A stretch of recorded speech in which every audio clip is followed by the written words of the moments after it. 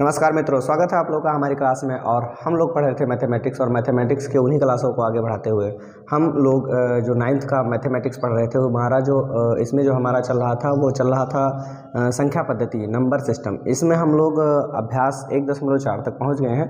Exercise 1.4 तक हम लोग आ गए हैं। ठीक है, तो इसमें क्या है कि जैसे अगर हम इस अभ्यास की बात करें तो इस अभ्यास में जैसे मान लीजिए कि आपके पास संख्या रेखा दी गई हो, ठीक है, तो उन संख्या रेखा को जैसे मान लो संख्या रेखा दी गई है और कुछ अपरिमेय संख्याएं दी गई। अपरिमेय संख्याएं दे दे या परिमेय संख्या ही ऐसे दे दे जैसे मान लो कि दशमलव में हो। अगर वो संख्या दशमलव में हो, उसको संख्या रेखा पर प्रदर्शित करना हो, तब उसके लिए कैसे प्रदर्शित किया जाएगा उसके बारे में इस चैप्टर में बताया गया, इस एक्सरसाइज में बताया गया। ठीक, अब जैसे मान लीजिए कि आपके पास, ठीक है, आपके पास जैसे मान लीजिए कि कोई संख्या है, आपके पास कोई संख्या मान लीजिए है कि 3.25, मान लीजिए आपके पास है 3.25, एक ही संख्या है। ठीक, आगे मान लीजिए कि है 4.1, आगे है मान लो 8.246 ऐसे है। ठीक, तो दशमलव के बाद अगर हम बात करें तो दशमलव के बाद इसमें 2 अंक है, इसमें 1 अंक है, इसमें कितने अंक हैं? 2 अंक है, इसमें 1 अंक है, और इसमें दशमलव के बाद कितने अंक हैं? इसमें दशमलव के बाद कितने अंक हैं? 3 अंक हैं। ठीक है, तो यहाँ दशमलव के बाद कितने अंक हैं? 3 अंक हैं। तो अगर हम इसकी बात करें, दशमलव के इन अंकों की बात करें, तो यहाँ आप देखिए कि यहाँ अगर मैं चाहूँ कि दशमलव के बाद जो अंक हैं इन अंकों की संख्या में समान कर दूँ तो कैसे करूँगा कि यहाँ दशमलव के बाद मैक्सिमम अधिकतम 3 अंक है, तो यहाँ भी 0 बढ़ा दूंगा, अधिकतम 3 अंक हो जाएगा। यहाँ भी 2 0 बढ़ा दूंगा, यहाँ भी अधिकतम 3 हो जाएंगे। आप कहोगे कि क्या 0 बढ़ा देने से इसके मान में कोई परिवर्तन आएगा? नहीं, इसके मान में कोई परिवर्तन नहीं आएगा। जैसे मान लीजिए कि आपने लिखा 4, अब इसके आगे 0 बढ़ाओगे, इसके आगे 0 अगर आप बढ़ाते हो तब इसके मान में परिवर्तन हुआ। 4 से 40 हुआ, 40 से 400 हुआ, 400 से 4000 हुआ, 4000 से 40000 हुआ। ठीक है, तब इसके मान में परिवर्तन आएगा। लेकिन अगर आप दशमलव लगा देते हैं, क्या करते हैं? दशमलव लगा देते हैं। ठीक, अब दशमलव लगाने के बाद जैसे मान लो आपने लिखा 0 1 2 3, मान लो ऐसे लिखा, क्या यहाँ कोई इस 0 का कोई मतलब है? अब मान लीजिए कि मैंने लिख दिया 4.0000। अब बताओ यहाँ इस 0 का कोई मतलब है? दशमलव के बाद नहीं है, इसका कोई मतलब नहीं, इसका कोई मतलब नहीं, इसका कोई मतलब नहीं। आप कहोगे कि है तो सर 0 ही है, 0 ही, तो यहाँ आप कह रहे हो इसका बहुत सारा मतलब है, और यहाँ कह रहे हो कि इस 0 का कोई मतलब नहीं। देखो, 2 प्रकार के अंक होते हैं। ठीक है, एक होता है सार्थक अंक, एक क्या होता है? सार्थक अंक, और एक होता है निरर्थक अंक। क्या होता है? निरर्थक अंक। सार्थक अंक का मतलब क्या होता है कि जिस अंक का कोई एक निश्चित अर्थ हो, जिस अंक का मतलब वह अंक क्या करे? एक अर्थ बनाए। क्या करे? एक अर्थ बनाए। और निरर्थक अंक का मतलब क्या होता है कि वह अंक जिसका कोई अर्थ ना हो, वह अंक जिसका कोई अर्थक ना हो। ठीक है, तो क्या है कि मैं सार्थक अंक की बात करूँगा तो अगर मैं कहूँगा 4, जैसे तो 4 एक पूर्ण संख्या है, ये सार्थक है, इसका एक मान होता है। 4 के आगे अगर हम 0 लगा देंगे तो ये क्या हो जाएगा? निरर्थक हो जाएगा। ठीक है, अब जैसे मान लीजिए कि आपके पास है 8.246, 8.246। ठीक है, 8.246 मैंने लिखा है, तो 8 का मतलब तो ये पूर्ण संख्या हो गया। लेकिन इस 2 का मतलब क्या है? इस 2 का मतलब क्या है कि इस 8 में आप जोड़ दीजिए दशमलव के बाद पहला अंक जो दिखाता है, जैसे मान लीजिए कि पहला अंक 2 है, यहाँ दशमलव के बाद पहला अंक क्या है? 2 है, तो ये 2 क्या दिखाता है? 8 + 2 तो लिख नहीं सकते, 10 हो जाएगा, क्योंकि यहाँ दशमलव लगा था, तो 2 बटे हम क्या कर देंगे? 10। मतलब क्या है कि 8 में क्या जोड़िए? 2 का 10वां भाग जोड़िए। 2 का कौन सा भाग जोड़िए?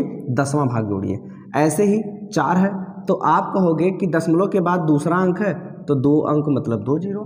मतलब क्या है कि 8 में 4 का 100वां भाग जोड़िए। 4 का कौन सा भाग जोड़ो? 100वां भाग जोड़ो। ऐसे ही अगर मैं 6 की बात करूँगा तो यहाँ हो जाएगा, आप 8वीं में या 8 में 6 का 1000वां भाग जोड़ो। 6 में कौन सा भाग जोड़ो? 1000वां भाग जोड़ो। अब जैसे मान लीजिए कि अब यही मैं बात करूँ, ठीक है, अब ये कितना है भाई? 2 का क्या 10वां भाग किया जा सकता है? बिल्कुल किया जा सकता है, ये सार्थक है। ठीक, 4 का क्या 100वां भाग किया जा सकता है? बिल्कुल। 6 का क्या 1000वां भाग किया जा सकता है? हाँ, बिल्कुल किया जा सकता है। ठीक है, तो अब आगे मैं बात करूं 8 दशमलव, या आपके पास जो संख्या थी 4, तो ये एक प्रकार की क्या हो जाएगी, सार्थक अंक। क्या हो जाएगा, सार्थक, क्योंकि सभी का मान निकाला जा सकता है, सभी का मान निकाला जा सकता है, मतलब एक प्रकार की ये पूर्ण संख्या है, एक प्रकार की ये क्या है, पूर्ण संख्या है। अब यही मान लीजिए कि मैं बात करूं निरर्थक, ठीक है। अभी थोड़ा सा और, जैसे मान लीजिए कि आपके पास है 4.0123। अब इसको करोगे 4 प्लस 0/10 प्लस 1/100 प्लस 2/1000 प्लस 3/10,000। समझ में आया कि नहीं है? मतलब क्या है कि 4 में ये जो जोड़ा गया है 0 का 10वां भाग, 1 का 100वां भाग, 2 का 1000वां भाग, 3 का 10,000वां भाग। यहाँ 0 का 10वां भाग तो नहीं हो सकता, 0 का 10वां भाग तो नहीं हो सकता। इसका मतलब क्या हम इसको निरर्थक कह दें? नहीं, क्योंकि इसके बाद की जो संख्या है, इसके बाद की जो संख्या है, ये संख्या जैसे मान लीजिए कि अगर इसका कोई मतलब नहीं तो 4.123 लिख दूँ ना, 4.123 लिख दूँ, तब यहाँ हो जाएगा 4 प्लस 1 का 10वां भाग प्लस 2 का 100वां भाग और प्लस 3 का क्या हो जाएगा, 1000वां भाग हो जाएगा। 3 का क्या हो जाएगा, 1000वां भाग हो जाएगा। इसका मतलब क्या हुआ कि यहाँ देखिए कि जब मैंने 0 नहीं लगाया तो 1 का 10वां भाग हो गया, लेकिन जब मैंने यहाँ 0 लगाया था तो 1 का कौन सा भाग था, 100वां भाग था। 1 का कौन सा भाग था, 100वां भाग। तो 10वें भाग और 100वें भाग में तो जमीन आसमान का अंतर होता है। मतलब क्या है कि यहाँ जब मैंने 0 लगा दिया तो ये 0 का खुद का तो अर्थ नहीं है, खुद का अर्थ नहीं है, लेकिन क्या है कि 1/100 के अर्थ को बदल देता है। 1/100 के जो 1 है ये वाली आपके पास संख्या है, इसके अर्थ को क्या करता है, ये बदल देता है, ठीक है।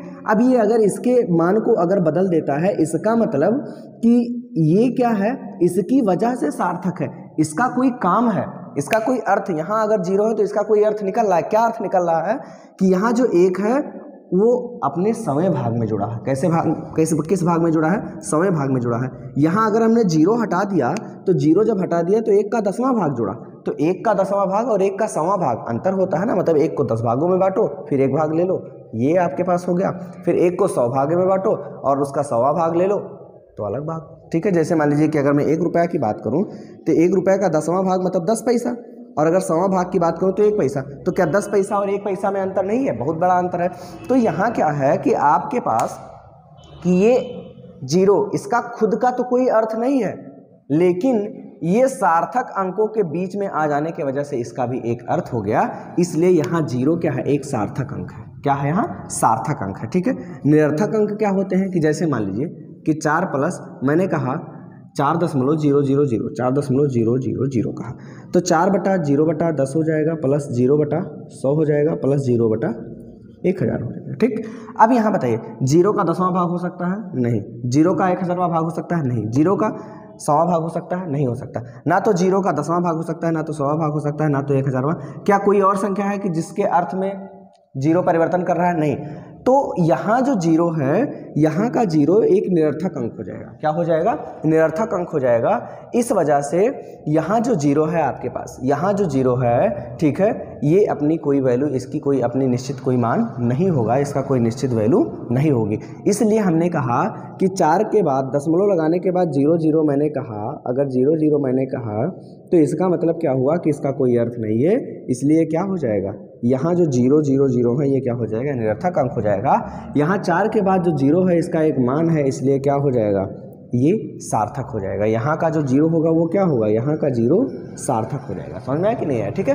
तो क्या होता है कि जैसे मान लीजिए कि हम दशमलव के बाद 2 अंक लिखें और अंकों के बाद अगर 0 0 0 लिख देते हैं, 0 के बाद अगर कोई अंक नहीं, मतलब मेरा कहने का मतलब यह है कि 0 अगर किन्हीं 2 अंकों के बीच में नहीं आता है तो 0 क्या हो जाएगा, निरर्थक हो जाएगा। दशमलव के बाद लगा हुआ, दशमलव के बाद लगे हुए 0 की बात कर रहा हूँ मैं, ठीक है। दशमलव के बाद 0 लगा हुआ है और उस 0 के बाद कोई अंक नहीं है, कोई और अंक, कोई और प्राकृतिक संख्या नहीं है, तो यहाँ 0 क्या हो जाएगा, निरर्थक अंक हो जाता है। इसलिए हम दशमलव लगाने के बाद निरर्थक अंक हो जाता है। इसी वजह से ही दशमलव लगाने के बाद हम 0 0 0 0 0 0 जितना 0 चाहे उतना 0 बढ़ा सकते हैं। दशमलव लगाने के बाद जितना 0 चाहे उतना 0 बढ़ा सकते हैं। क्यों, क्योंकि यहाँ जो 0 है ये क्या है, ये निरर्थक अंक है। क्या है, निरर्थक अंक है। निरर्थक अंक मतलब ऐसा अंक जिसका कोई अर्थ नहीं है। निरर्थक अंक का मतलब क्या है कि जिसका कोई अर्थ नहीं है, ठीक है। तो हमें ये तो मालूम हो गया कि हमारे पास सार्थक अंक क्या होता है और निरर्थक अंक क्या होता है। जीरो कब सार्थक होता है और जीरो कब निरर्थक होता है ये हमको मालूम हो गया। इसलिए हमने कहा कि क्या है कि आप 4.1 लिखा हुआ है तो 4.1 उसके बाद 0 कर सकते हो। समझ में आया? ठीक। तो जैसे मान लीजिए कि मैंने आपके पास, अब देखिए अब आपको ये ज़्यादा समझ में आने वाला है। ठीक। जो आपको प्रश्न है, कह रहा है कि उत्तरोत्तर आवर्धन करके संख्या रेखा पर 3.765 को दिखाइए। हमारा जो चैप्टर है ये संबंधित है उत्तरोत्तर आवर्धन प्रक्रम अर्थात प्रोसेस ऑफ सक्सेसिव मैग्निफिकेशन। ठीक। इस पर हमारा चैप्टर क्या है, डिपेंडेंट है। अब जैसे मान लीजिए कि आपके पास है 3.765, 3.765 है। ठीक। 3.765 का मतलब क्या है कि यहाँ मान लीजिए कि ये जो संख्या है ये 3.1 और 3.8 के बीच में है। आप कहोगे कैसे? हमने कहा कि चलो 1 के बाद 2 जीरो बढ़ा देते हैं, 8 के बाद भी 0, तो 3 के बाद 100 और 3 के बाद 800, 765 इसी 100 और 800 के बीच में आ जाएगा कि नहीं आ जाएगा? आ जाएगा। इसका मतलब क्या है कि हम क्या करें, सबसे पहले एक संख्या रेखा बनाएं। सबसे पहले क्या करें, एक संख्या रेखा बनाएं और संख्या रेखा बनाने के बाद हम एक अंक ले लें। क्या? जैसे मान लो कि हमने ले लिया 3 और हमने ले लिया 4। ठीक है, हमने लिया है 3 और हमने क्या लिया है 4। हमने 2 संख्याएं ले ली हैं। ठीक। अब अगर इसको मान लीजिए कि 1 2 3 4 5 6 7 8 9, 1 2 3 4 5 6 7 8 9। ठीक है।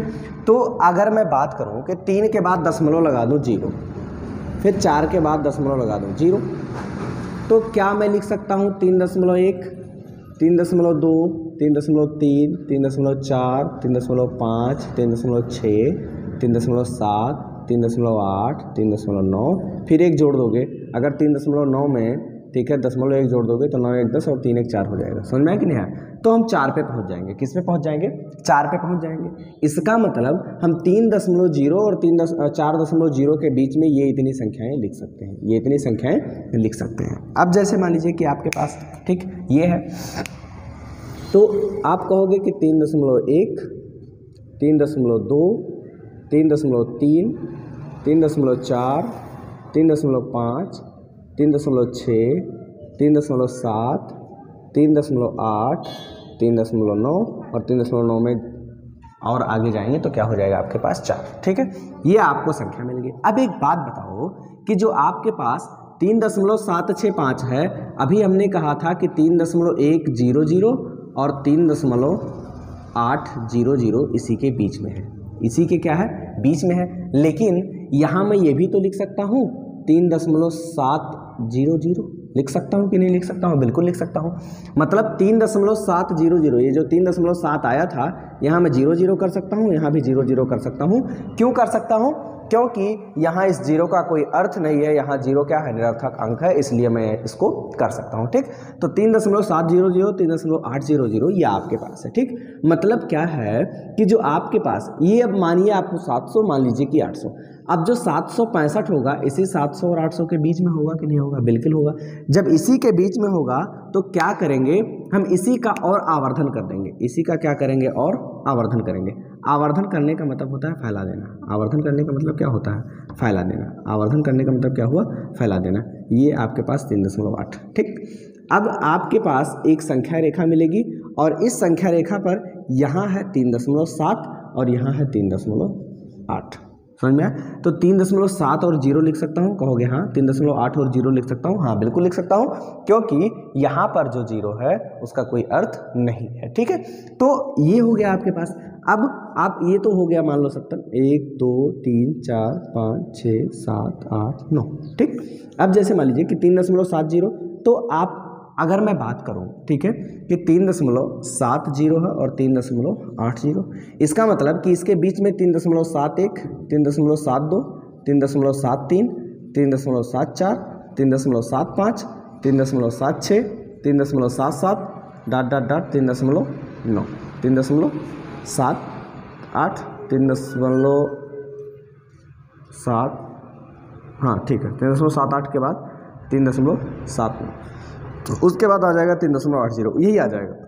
ठीक है, तो यहाँ 3.70 और 3.80 समझ में है कि नहीं। अब अगर इसके बीच में मैं लिखूंगा तो भाई 70 और 80 के बीच में, इसको भूल जाइए, 3 जो है आपके पास इसको भूल जाइए, 70 और 80 के बीच में क्या आएगा, 3.71 आएगा, 3.72, 3.73, 3.74, 3.75, 3.76, 3.77, 3.78, 3.79। ठीक, अब यहाँ अगर मैं बात करूँ तो ध्यान से देखो प्यारे,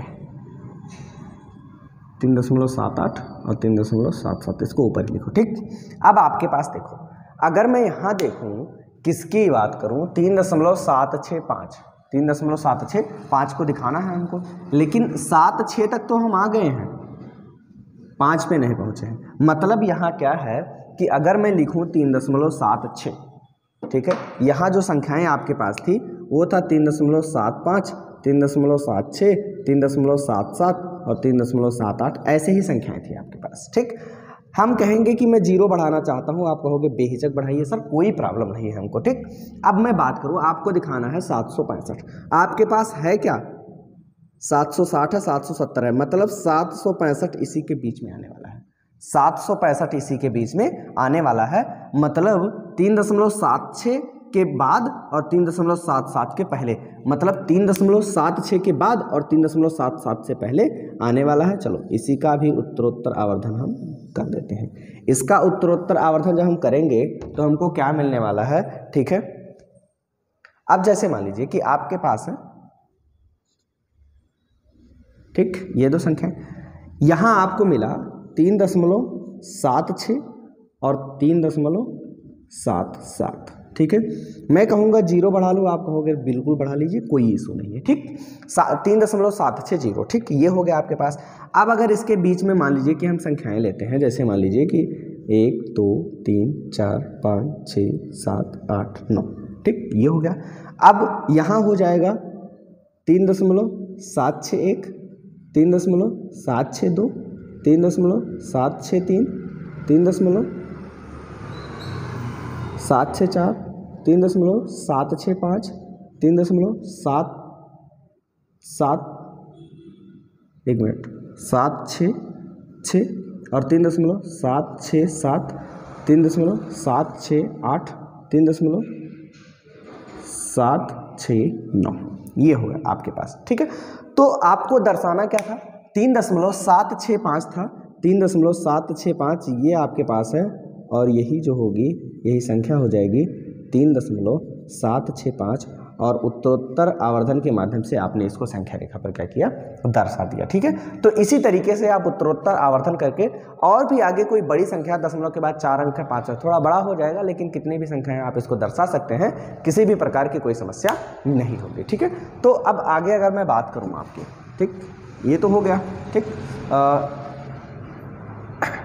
बीच में जैसे आपको मान लीजिए कि क्वेश्चन आपको नोट करना है तो स्क्रीनशॉट ले लिया कीजिए, स्क्रीनशॉट अगर आवश्यक समझिए तो स्क्रीनशॉट ले लिया कीजिए, और स्क्रीनशॉट लेने के बाद आप उसको कॉपी में नोट कर सकते हैं बाद में। ठीक, तो जैसे मान लीजिए कि अब आगे आपके पास आ जाता है कि 4 दशमलव स्थानों तक संख्या रेखा पर 4.26 को दिखाइए।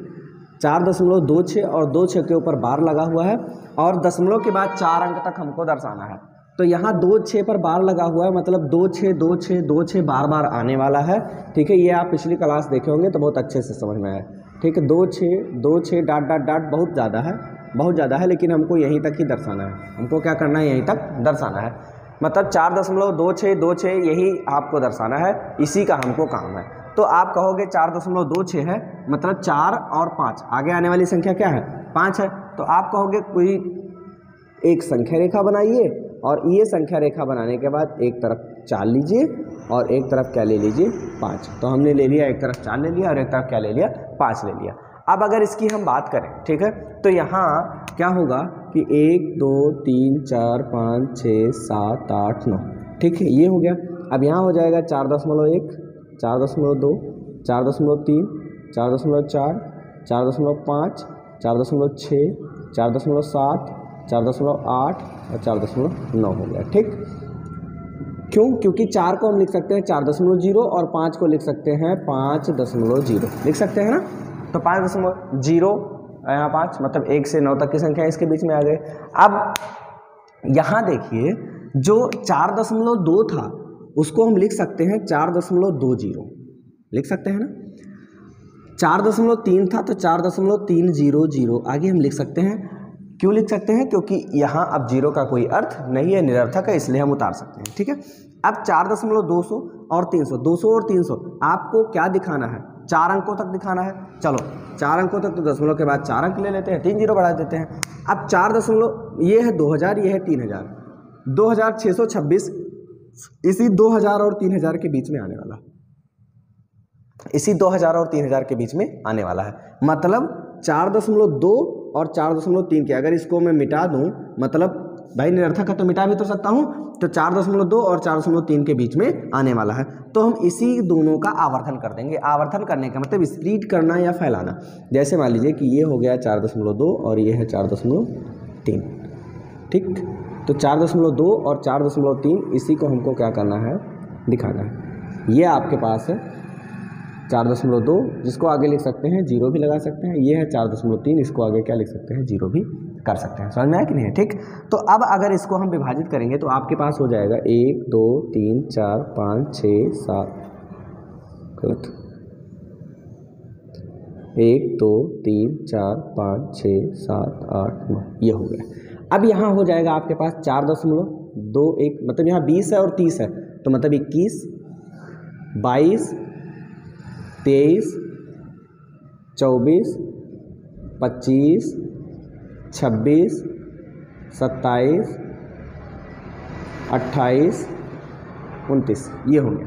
अगर मैं पूछूँ आपसे कि यहाँ चलो पूरा नहीं लेकिन मैं 262 की बात करूँ तो 262 किस में आएगा? 262 आएगा, ये है 4.26, तो आगे 0 लिख देंगे तो 260 हो जाएगा ना। 4.27 आगे 0 कर देंगे तो 270 हो जाएगा। मतलब क्या है कि 4.270 260 और 270 के बीच में क्या आ जाएगा आपका? ठीक, ये आ जाएगा। आप कहोगे लेकिन हमको 4 अंक वाला दिखाना है क्योंकि वहाँ 4 अंक है। चलो हम 1 0 और बढ़ा देते हैं, 4 0 हो गया। अब ये हो गया 2600 2700, 2626 के बीच में ही 2600 2700 आएगा कि नहीं आएगा? बिल्कुल आएगा। तो आप दर्शा दीजिए, इसी दोनों का उत्तरोत्तर आवर्धन कर दीजिए, इसी दोनों का उत्तरोत्तर आवर्धन कर दीजिए। क्या क्या है आपके पास? आपके पास है एक संख्या 4.26, अगली संख्या है 4.27, आगे 0 बढ़ा सकते हैं? हाँ बिल्कुल बढ़ा लीजिए, 1 2 3 4 5 6 7 8 9, ठीक। ये आपके पास है 4.261, 262, 263, 264, 265, 266, 267, 268, 269, ठीक। अब आपके पास देखिए यहाँ है 2626, मतलब ये 2600 और 2700 के बीच में आएगा। यहाँ अगर मैं 0 बढ़ाऊँ तो ये 2600 हो जाएगा ना, कोई दिक्कत नहीं है, ठीक। ये भी 0 हटा दीजिए, ठीक। 2600 हो जाएगा 2700, 2600 और 2700 के बीच में। अब यहाँ देखिए कि अगर मैं बात करूँ कि 260 और 270 की, तो 260 और 270 के बीच में ये आ गया। अगर मैं बात करूँ आगे 1 0 और बढ़ाऊँ यहाँ, तो 4 दशमलव यहाँ हो जाएगा 4.2600, 4.2700, मतलब इसी 2600 और 2700 के बीच में आने वाला है, 2600 और 2700 के बीच में आने वाला है। मतलब क्या है कि आपके पास 2600 और 2700 के बीच में तो आएगा, लेकिन एक चीज़ और ध्यान रखिए कि अगर मैं यहाँ करूँ कि 4.261 कर दूँ, 4 क्या करूँ, यहाँ आपके पास जो संख्या है क्या दिखाना है? 26 26 दिखाना है। तो 26 26 अगर दिखाना है तो आपके पास 4.26 20 से लेकर 4.26 30 के बीच में आने वाला है कि नहीं है? आपके पास ये तो दिखा ही दिए हैं ना, 262 दिखा दिए हैं और 263 दिखा दिए हैं। मान लीजिए कि एक 0 और है, तो 4.26 20 हो गया और 4.26 30 हो गया। मतलब 2626 इसी के बीच में आने वाला है, 4.26 और 26 इसी के बीच में क्या होने वाला है? आके उल्टा गिरने वाला है। अब इसका मतलब कि उत्तरोत्तर आवर्धन किसका करना पड़ेगा, हमको ये दो का हमको उत्तरोत्तर आवर्धन करना पड़ेगा, और इसका जब हम उत्तरोत्तर आवर्धन करेंगे तो उत्तरोत्तर आवर्धन करने से हमको मिल जाएगा, ठीक है, क्या देखो क्या मिलेगा, ठीक, एक संख्या यहाँ, एक संख्या यहाँ, ये है आपके पास 4.262 और यह है 4.263, ये है। जीरो बढ़ा सकते हैं, हाँ बिल्कुल बढ़ा दीजिए, मतलब 4.2626 और 4.2630 हो जाएगा। मतलब यहाँ अगर मैं बात करूँ तो 1 2 3 4 5 6 7 8 9 ये हो गया, ठीक। अब 20 है तो यहाँ 21 होगा, यहाँ 22 होगा, यहाँ 23 होगा, यहाँ 24 होगा, यहाँ 25 होगा, यहाँ 26 होगा। मतलब यही जो संख्या है यही आने वाली है 4.2626, 2626। कैसे आएगी देख लीजिए कि यहाँ आपके पास है 4.2622, एक कर लें भाई, 20 है तो 21 कर लें, 4.2622 कर लो, 4.2623 कर लो, 4.2624 कर लो, ये 4.2625 कर लो, ये 4.2626 ये तो आ गया, 4.2627 कर लो, 4.2628 कर लो, 4.2629 कर लो। समझ में आया कि नहीं? मतलब इसको आप दिखा सकते हैं। मतलब मेरा कहने का अर्थ यह है कि उत्तरोत्तर आवर्धन के माध्यम से इस तरीके से आप संख्याओं को क्या कर सकते हैं, संख्या रेखा पर प्रदर्शित कर सकते हैं। ऐसी संख्या को जिसका प्रसार दशमलव है, जिसका क्या है, दशमलव प्रसार है। हमको ये तो हमारे पास एक अपरिमेय संख्या थी, लेकिन क्वेश्चन ने कहा था कि दशमलव के बाद 4 अंकों तक ही दिखाना है, और दशमलव के बाद 4 अंक कौन से हो सकते हैं, 26 पर बार लगाओ, मतलब 26 क्या होगा, बार बार आएगा, रिपीट होगा, ठीक। तो इस तरीके से आप इन संख्याओं को संख्या रेखा पर प्रदर्शित करते हैं। इसी तरीके से संख्याओं का उत्तरोत्तर आवर्धन प्रक्रम या फिर प्रोसेस ऑफ सक्सेसिव मैग्निफिकेशन होता है, ठीक है। तो आप लोग इस एक्सरसाइज को हमें लगता है कि बहुत बेहतर तरीके से समझ गए होंगे, और अगर किसी भी प्रकार की कोई समस्या, कोई सुझाव हमारे लिए है तो ज़रूर हमको बताइए। तब तक के लिए आप लोग हंसते मुस्कुराते रहिए, अपने और अपनों का ध्यान रखिए। धन्यवाद।